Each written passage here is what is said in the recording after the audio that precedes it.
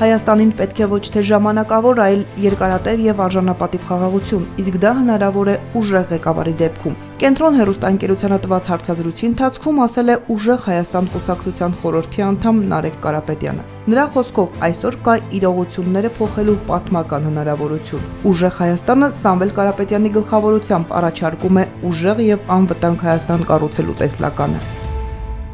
Եթե մենք չունենք երաշխավոր այս process-ներին, ինչպես ենք մենք զսպելու Ադրբեջանի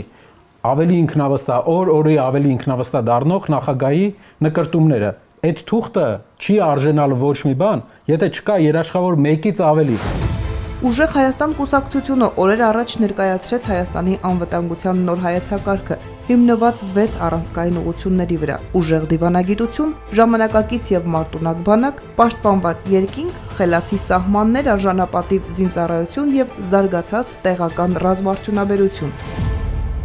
Առաջարկի մեջ կա հայկական բանակը 5 տարվա ընթացքում զինել 10,000 նոր դրոններով։ Սամվել Կարապետյանի ղեկավարած քաղաքական ուժի պարագայում, որտեղ բոլոր ոլորտներում սահմանված է բարձր նշաձող, միանգամայն ակնկալելի էր, որ անվտանգության ոլորտում եւս ներգրաված են լինելու անվտանգության ոլորտի միջազգային փորձառու մասնագետներ, որոնց թվում են Իսրայելից օդային պաշտպանության հարցերով խորհրդատու Զվիկա Խայմովիչը եւ Հունաստանից հատուկ նշանակության ստորաբաժանումների պատրաստման մասնագետ Էվտիմիս Տուրտիդիսը։ Իսկ ինչու հենց Իսրայելից, թերևս ամենակննարկվող հարցն է։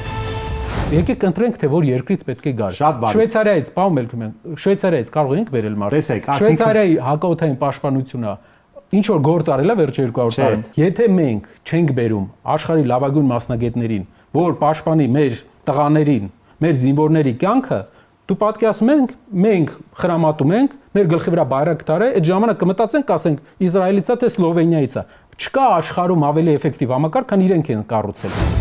Անվտանգային ծրագրի կետերից է նաև տեղական ռազմական արդյունաբերությունը։ Մենք եթե զարգացնում ենք ռազմական արդյունաբերություն, դա ստեղծում է աշխատատեղեր, ստեղծում է հարկեր երկրում, ստեղծում է տեխնիկական բազա։ Հաղորդման ընթացքում անդրադարձ է եղել նաև կուսակցության առաջարկած տնտեսական ծրագրին։ Նարեկ Կարապետյանի խոսքով մեր երկրում արտադրությունը պաշտպանված ու երաշխավորված չէ։ Այսօրվա կառավարությունը բացի այն, որ չի աջակցում, մի բան էլ խանգարում է։ Պետությունը հավաքում է այսօր հարկեր եւ տալիս է սուբսիդիաներ ինչ որ